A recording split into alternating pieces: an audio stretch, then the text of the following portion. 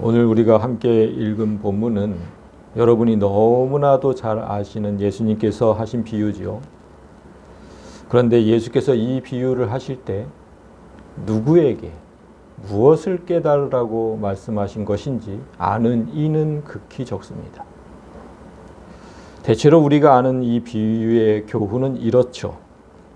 내게 주신 재능으로 하나님 일을 열심히 하면 착하고 충성된 종이라 칭찬받고, 주신 재능이 있음에도 하나님 나라의 일을 전혀 하지 않으면 악하고 무익한 종이라고 책망받는다.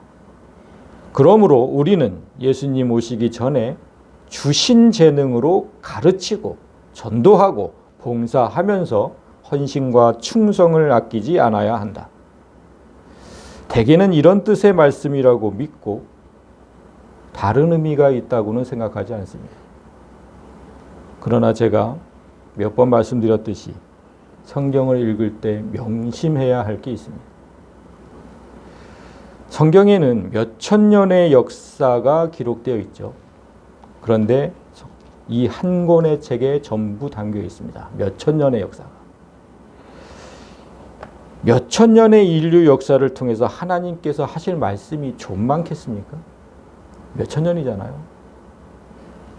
그런데 그 모든 말씀을 성경으로 기록한다면 성경은 몇백 권, 몇천 권이 될 수도 있고 한 권의 두께도 이거보다는 몇 배로 두꺼웠을 겁니다. 그래야 다 담을 수 있겠죠. 그런데 그렇게 되면 우리가 성경을 읽겠습니까? 이 한 권도 지금 읽지 않는데 몇백 권, 몇천 권의 그 성경을 읽을 사람이 없어요. 그래서 제가 성경이 참 놀라운 이유는 그렇게 많은 지면을 할애하지 않고서도 우리에게 하실 모든 말씀이 들어있다는 겁니다. 여러분, 그렇다는 것은 성경의 한 구절엔 정말 많은 의미가 담겨 있다는 겁니다. 하나의 구절에. 그 하나의 구절로 하루 종일 설교할 수도 있어요. 진짜 많은 의미가 담아져 있어요. 그런데 오늘 본문이 무려 17절에 달합니다. 오늘 예수님의 비유가 단순히 하나님 나라를 위해 충성 봉사해야 한다는 교훈이 전부라면 17절에 걸쳐 말씀하실 이유가 없습니다. 그냥 이렇게 말씀하시면 되죠. 내가 다시 오기 전까지 너에게 준 재능으로 충성 봉사하라. 그리하면 네게 큰 상을 주리라. 딱 한 절. 이렇게 한 절만으로도 충분한 내용을 그 아까운 지면을 할애하면서 17절로 길게 말씀하셨다면 그 이유가 있지 않겠습니까? 오늘 비유에는 우리가 반드시 알아야 하는 너무나 중요한 얘기가 들어있다는 뜻입니다. 오늘 말씀을 통해서 내가 미처 알지 못했던 그런 나를 발견하는 시간이 되시고 본문에 등장하는 그 악한 종이 나였음을 깨닫는 그런 귀한 시간이 되길 원합니다. 먼저 오늘 본문의 위치부터 설명합니다. 오늘 본문 앞을 보시면 열처녀 비유가 있습니다. 그 첫 절만 봅니다.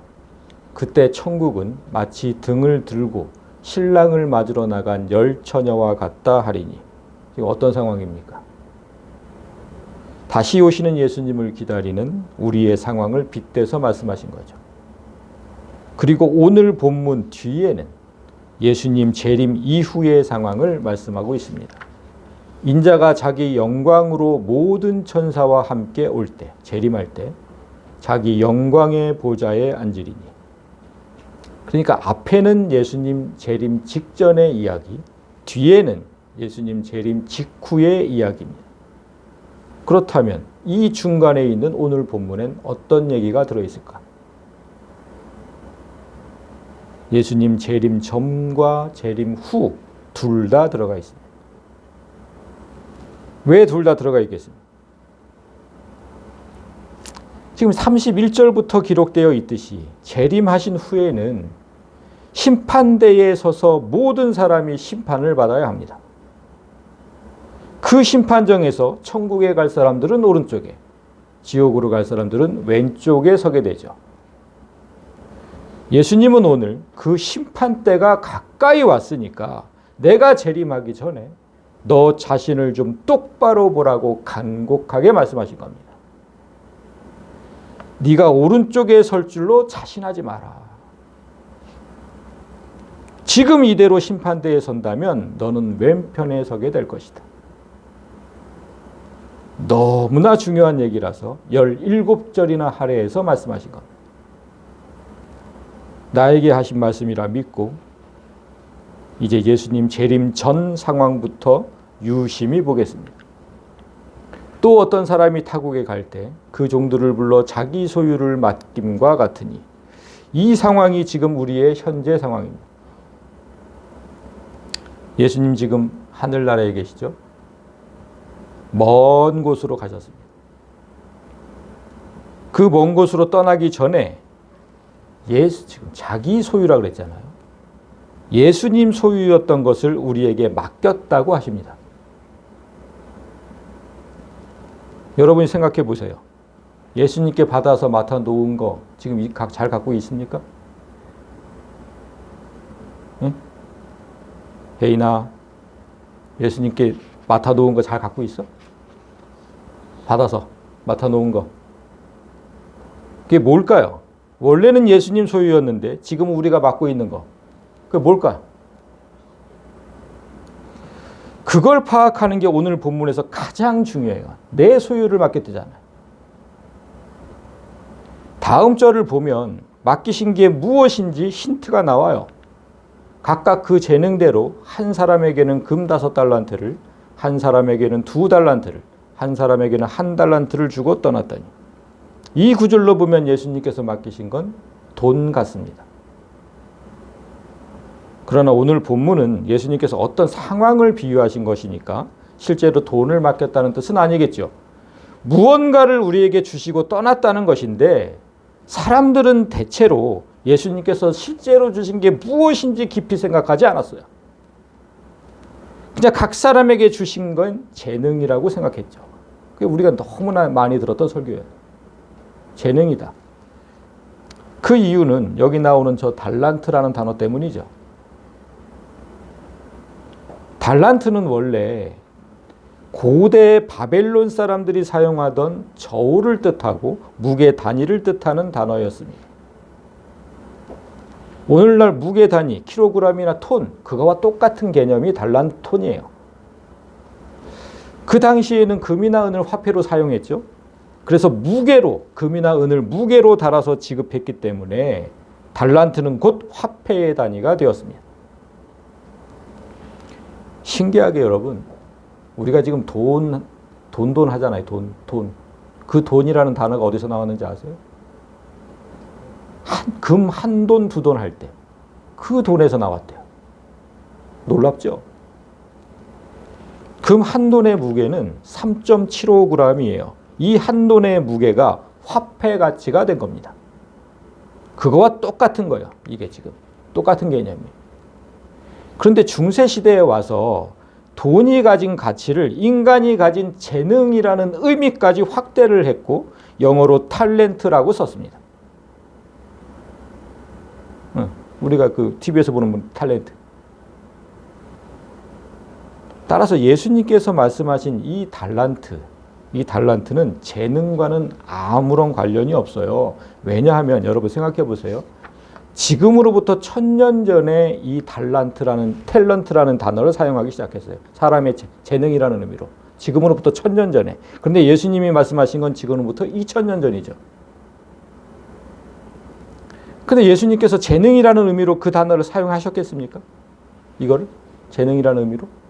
그건 말이 안 되잖아요. 그리고 오늘 본문은 이 달란트를 지금 뭐라 그랬습니까? 각 사람의 재능대로 주었다고 말씀하고 있잖아요. 그렇다면 재능대로 재능을 주었다. 어떤 사람에게는 금 5재능, 2재능, 1재능, 재능대로 재능을 주었다. 이렇게밖에 안 되잖아요, 말이. 그래서 조금만 본문을 깊이 들여다보면 여기서 달란트가 재능이 아니라는 것을 알 수 있는데 거의 모든 사람이 재능으로 알고 있다는 게 참 안타까운 일이죠. 오늘 예수님께서 달란트로 비유하신 게 무엇인지 먼저 한 사람에게는 금 5달란트, 한 사람에게는 2달란트, 한 사람에게는 1달란트를 주셨다는 의미부터 생각해 보아야 합니다. 당시 1달란트의 가치는 6,000데나리온에 해당합니다. 여러분 1데나리온은 아시죠? 몇 번 얘기했어요. 일꾼의 하루 품삯. 그렇다면 1달란트는 노동자가 6,000일을 일해야 되는, 20년 가까이 일하면서 한 푼도 쓰지 않고 저축해야 벌 수 있는 큰 돈이에요. 1달란트는. 굳이 오늘날 화폐 가치로 환산하면 1달란트는 10억쯤 됩니다. 10억. 얼마나 큰 부자이기에 한 종에게는 50억을 주고 한 종에게는 20억을 주고 한 종에게는 10억이라는 그 엄청난 돈을 주고 타국으로 떠났을까? 얼마나 큰 부자인가 그건 둘째고, 이렇게 큰 돈을 종들에게 맡기고 타국으로 갈 주인이 실제로 있을까? 그렇다면 예수님은 대체 무엇을 설명하시려고 이런 현실성 없는 비유를 하고 계실까를 깊이 생각해야 했습니다. 이쯤에서 다시 물어보겠습니다. 원래는 예수님 소유였는데 지금은 우리에게 맡기신, 그런데 그 가치가 너무나 커서 우리는 가지를 엄두조차 내지 못하는 것, 그게 무엇일까? 아직도 모르시겠어요? 아시는 분? 원래는 예수님 소유였어요. 근데 우리에게 지금 가진 거, 우리가 지금 갖고 있는 거. 성령입니다. 성령. 너무나 귀해서 이렇게 지금 비유를 하신 거예요. 50억, 20억.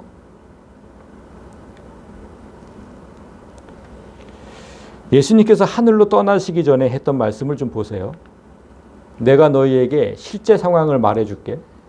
내가 떠나지 않으면 보혜사 성령께서 너희에게로 오시지 못해. 내가 떠나야 저 멀리 하늘나라로 가야 내가 성령을 너희에게 보낼 수 있어. 이게 실제 상황이야. 이렇게 말씀하셨어요. 예수께서 멀리 하늘로 떠나실 때 원래 예수님 소유였던 그 성령을 우리에게 주신 거예요. 사람이 원한다고 가질 수 없는 매우 큰 가치의 존재, 바로 성령이에요. 그렇다면 어떤 사람에겐 5성령을, 어떤 사람에겐 2성령을, 어떤 사람에게는 하나의 성령을 주셨다는 뜻일까? 그렇게 생각하면 어린아이와 같은 거죠. 예수님은 분명히 각각 그 재능대로 주셨다고 했잖아요. 근데 한글 성경이 재능이라고 번역했지만 원뜻은 디나미스, 힘, 능력, 역량이란 뜻이거든요. 재능하고는 좀 달라요. 예수님께서 주신 성령은 각 사람의 힘과 능력만큼 내 삶에서 역사하신다는 뜻입니다. 그게 무슨 의미입니까, 대체? 예수님은 다음 절부터 이렇게 설명하세요. 5달란트 받은 자는 바로 가서 그것으로 장사하여 또 5달란트를 남기고 2달란트 받은 자도 그같이 하여 또 2달란트를 남겼으되, 이 말씀에서 달란트를 성령으로 생각하지 못하고 돈이나 재능으로 해석해버리면 이 말씀을 아주 엉뚱하게 받아들이게 됩니다. 달란트를 먼저 돈으로 생각한다면 나에게도 좀 50억, 20억을 주면 아니 나도 그 돈으로 큰 돈을 벌어서 하나님 나라를 위해 사용할 수 있었을 텐데, 달란트를 만약 재능으로 생각한다면 나에게 남들에게 없는 좀 특별한 재능 5개를 좀 주셨다면, 적어도 2개의 특별한 재능이라도 나에게 주셨다면 나는 그 재능으로 하나님을 위해 뭐든 할 수 있다고 생각합니다. 나에게는 큰 돈도 주시지 않고 아무런 재능도 주시지 않으니까 뭐를 하려고 해도 할 수도 없고, 그래서 불평하는 사람들이 늘어납니다.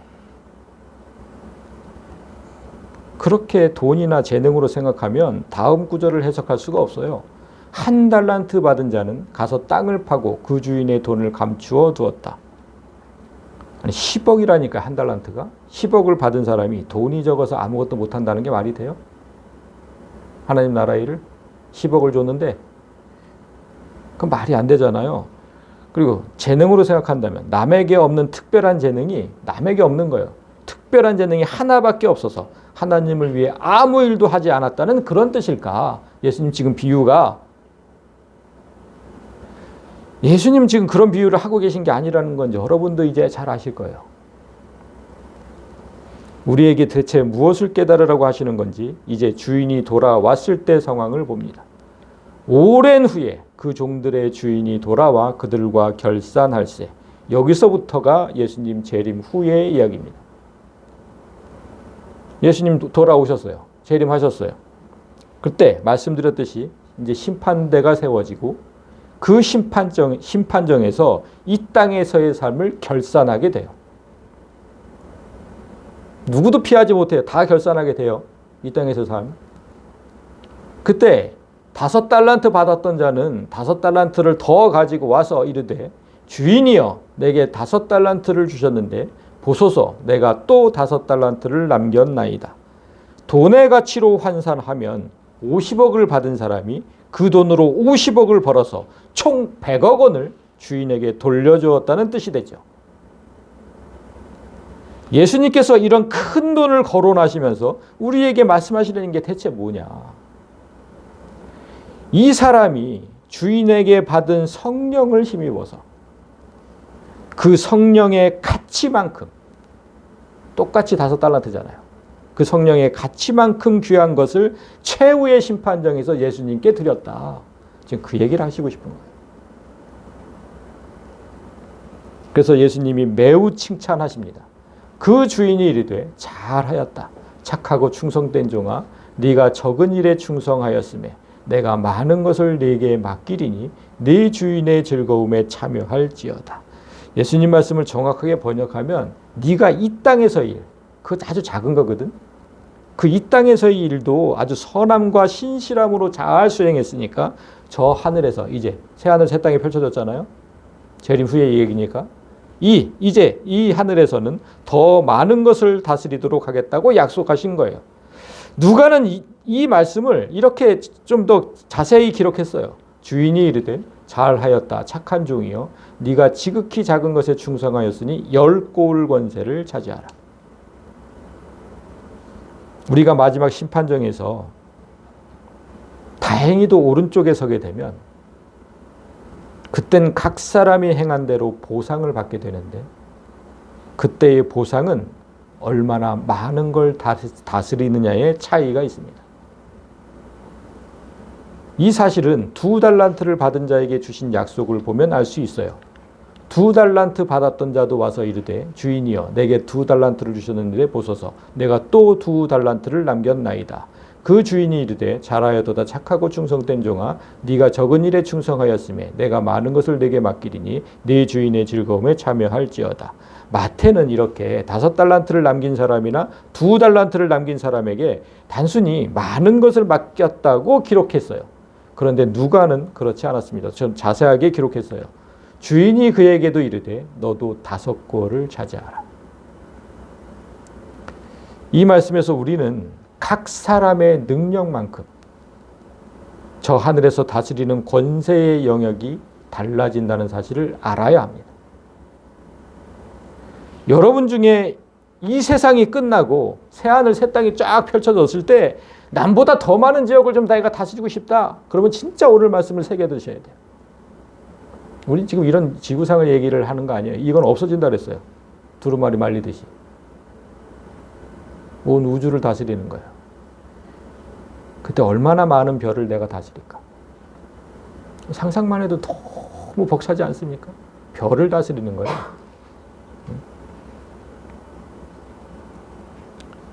지금 그래서 주목해야 하는 건 5달란트를 받은 자는 5달란트를 남겼고 2달란트를 받은 자는 2달란트를 벌어서 주인에게 주었다는 사실입니다. 실제로는 받은 것보다 더 많이 벌 수도 있잖아요.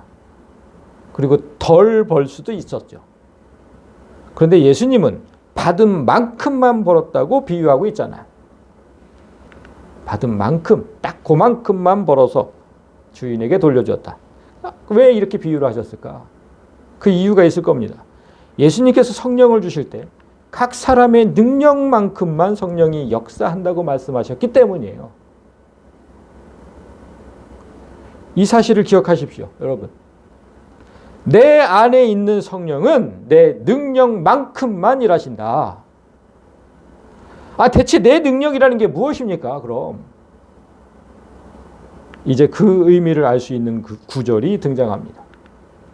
1달란트 받았던 자는 와서 이르되 주인이여 당신은 굳은 사람이라 심지 않은 데서 거두고 해치지 않은 데서 모으는 줄을 내가 알았으므로 두려워하여 나가서 당신의 달란트를 땅에 감추어 두었었나이다. 보소서 당신의 것을 가지셨나이다. 1달란트를 받은 사람은 아무 일도 하지 않았고 받은 달란트를 감추어 두었다가 그대로 주인에게 돌려줍니다. 그런데 이 사람이 주인에게 한 말은 우리의 상식을 뛰어넘어요. 먼저 여기서 굳은, 당신은 굳은 사람이라고 했는데 굳은이 뭐냐? 스클레로스, 박정한, 포악한, 거친 이런 의미의 단어입니다. 그러니까 종이 주인에게 당신은 박정하고 포악한 사람이라고 말한 겁니다. 그 다음 말은 더 상식밖이에요.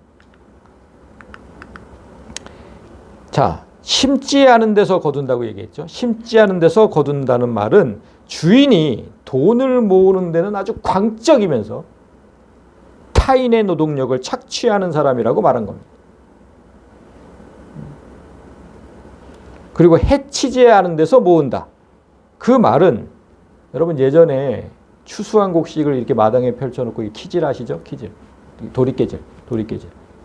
그때 겨는 날려보내고 알곡은 이제 모아서 이제 고가 나눔으로 드렸는데 지금 그 얘기를 하는 거예요. 내 주인은 키질하는 노력은 하지 않고 알곡만 모으려고 하는 파렴치한이라고 얘기한 겁니다. 주인에게 이런 심한 말을 하는 종이 세상에 있을까요? 예수님은 계속해서 현실성 없는 비유를 하고 있습니다. 주인이 없는 곳에서 그런 얘기를 하는 종은 있을 수 있어요. 그죠? 그런데 주인 면전에서 지금 당신은 그런 사람이야 라고 말하는 종은 세상에 없어요. 세상에. 그런데 예수님이 지금 이 현실성 없는 비유를 하시는 이유가 뭐겠습니까? 우리들 모습에 그런 게 있다는 거예요. 이 악한 종의 모습. 그 현실성 없는 너무나 비현실적으로 보이는 이 모습이 바로 우리의 모습이라는 거예요. 그걸 깨달으라는 거예요, 지금. 1달란트를 받은 종은 주인을 지금 악한 사람으로 몰아세워서 자신의 불성실함과 직무유기를 감추려고 하고 있잖아요. 자기의 게으르고 악한 상태를 자기 책임이 아니라 주인에게 지금 떠넘기고 있는 거예요. 이렇게 내 잘못을 하나님 탓으로 전가하는 거, 그 아담이 선악과를 따먹은 후부터 생긴 아주 고약한 버릇입니다. 창세기 3장 11절을 보세요. 하나님이 말씀하셨어요. 선악과 따먹었을 때 내가 네게 먹지 말라 명한 그 나무 열매를 네가 먹었느냐. 그러니까 아담이 뭐라고 얘기했는지 아세요? 하나님이 주셔서 나와 함께 있게 하신 여자, 그가 그 나무 열매를 내게 주었으니까 내가 먹었잖아요. 누구 탓이라는 겁니까? 내 잘못이 아니라 하나님 탓이라는 겁니다. 아니 그게 내 잘못입니까? 하나님이 내 옆에 여자를 둬서 일이 이렇게 된 거 아닙니까 지금? 하나님 탓을 하는 거 그 남녀를 가리지 않아요. 다음 절을 보시면 여호와 하나님이 여자에게 이르시되 네가 어찌하여 이렇게 하였느냐? 여자가 이르되 뱀이 나를 꿰물어 내가 먹었나이다. 이 말, 뱀을 탓하는 말 아닙니다. 동산에 뱀을 두신 하나님 탓이라고 말한 겁니다. 동산 안에 왜 뱀을 두어서 일이 이 지경까지 오게 하십니까?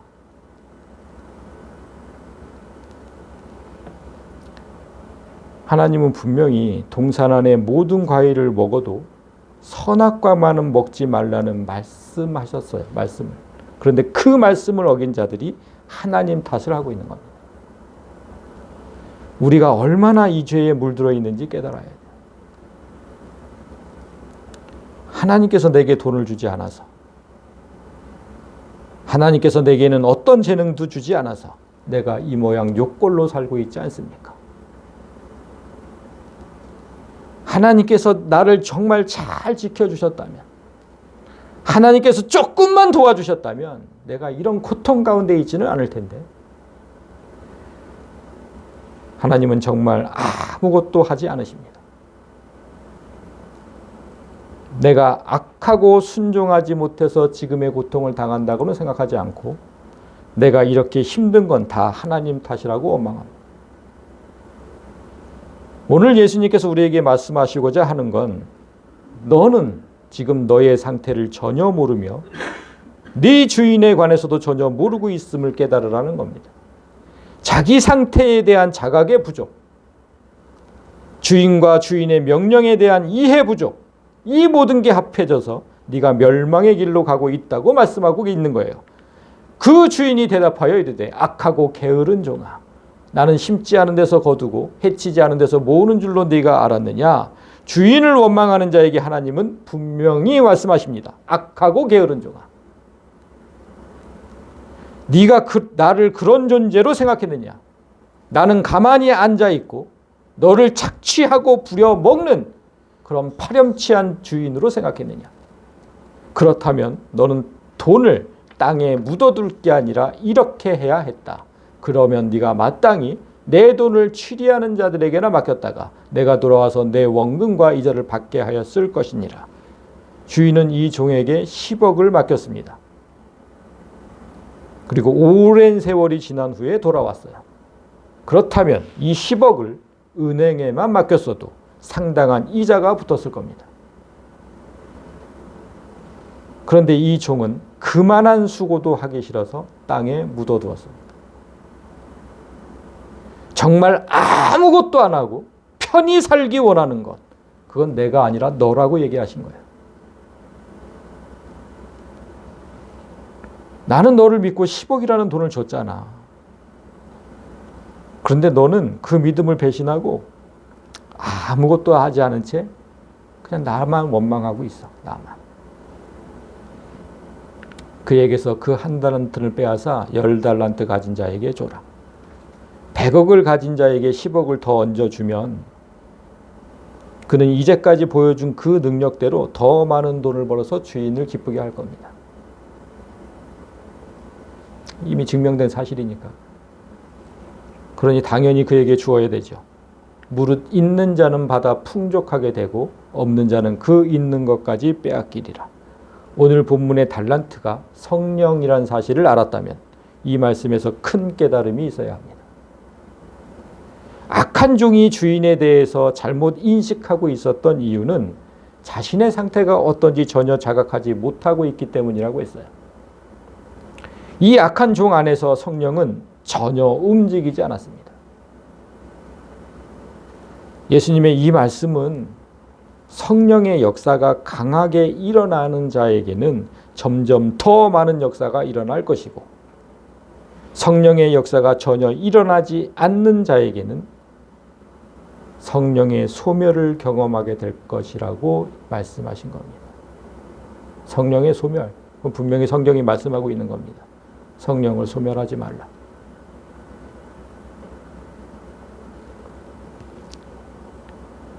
아니, 우리가 어떻게 성령을 소멸할 수 있습니까? 그게 가능해요? 소멸하지 말라는 의미는 성령의 존재를 없애지 말라는 뜻이 아니에요. 그건 우리 중에 아무도 할 수가 없어요. 어떻게 하나님의 영을 우리가 없애요? 그런 뜻이 아니에요. 이 말씀의 의미는 성령이 내 안에 머무르지 않고, 지금 여러분 안에 다 성령이 있죠? 내 안에만 머무르지 않고 내 삶 가운데서 활발하게 일하시도록 해야 하는데, 내가 그 성령을 내 안 깊숙이 묻어두고는 절대로 밖으로 나오지 못하게 한다는 얘기예요. 오늘 예수님이 악한 종이 한 달란트를 흙 속에 묻어두었다고 하셨잖아요. 흙, 이 육체 안에 그 성령을 묻어두었다고 지금 비유하신 겁니다. 하나님께서 각 사람에게 맡기신 사역이 있어요. 그런데 오늘 예수님이 비유하신 것처럼 어떤 사람의 삶에는 그 사역의 열매가 주렁주렁 잘 열려요.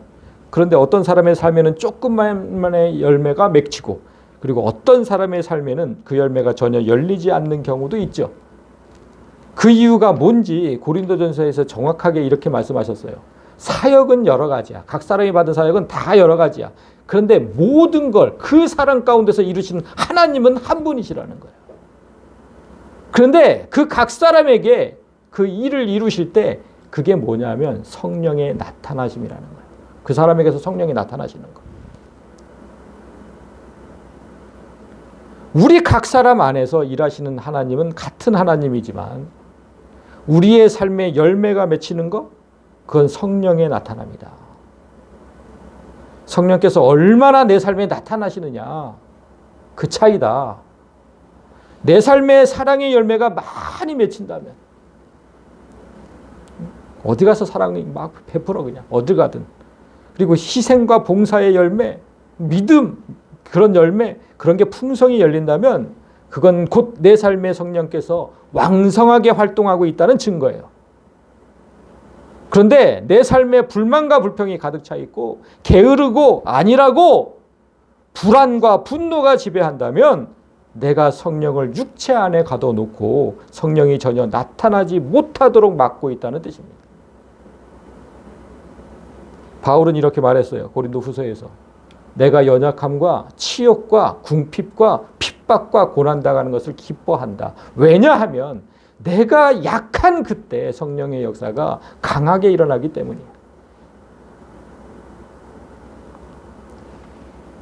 삶에서 당하는 고난과 어려움, 그걸 회피하거나 싫어하거나 두려워하면 안 돼요. 그 고난 앞에서 내가 한없이 약해지는 그때 비로소 성령이 강하게 일하시기 시작합니다. 이 원리를 기억하고 자기 자신을 십자가 앞에 완전히 굴복시켜야 돼요. 만약 이 일에 실패하면 마지막 절이 우리에게 적용됩니다. 이 무익한 종을 바깥 어두운 데로 내쫓아라. 거기서 슬피 울며 이를 갈리라. 여러분, 이 무익한 종도 사실 주인의 종이었잖아요. 주인의 종이었어요. 그런데 결국 그 주인의 땅에서 쫓겨나서 영원한 고통 속에 머물게 돼요. 이제 말씀을 정리합니다. 오늘 예수님은 우리의 능력만큼 성령께서 일하신다고 말씀하셨습니다. 여기서 능력은 십자가 앞에 나를 굴복시키는 능력입니다. 이 능력이 뛰어난 사람에게 성령의 능력도 비례해서 나타나고, 이 능력이 전혀 없는 사람에게 성령의 능력은 소멸합니다. 오늘 비유에서 악한 종이 그랬던 것처럼 내가 성령을 내 안에 묻어두고 있었음을 깨닫지 못하면 우리는 그 종처럼 하나님을 원망하고 비난하다가 성령의 원래 주인이신 예수님께 그 성령을 돌려주게 됩니다. 당신의 것을 도로 가지소서.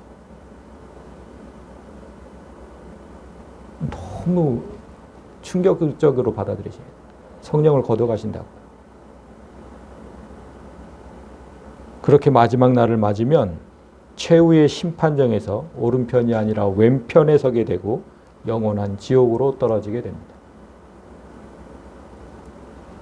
오늘 예수님이 17절이나 할애해서 이 비유를 들려주신 이유는 이제 곧 마지막 날이 다가오기 때문이고 우리의 삶에 성령이 나타나지 않고 있기 때문이죠. 성령이 내 삶에 나타나는 환경은 내가 만든다는 사실을 잊지 마시기 바랍니다.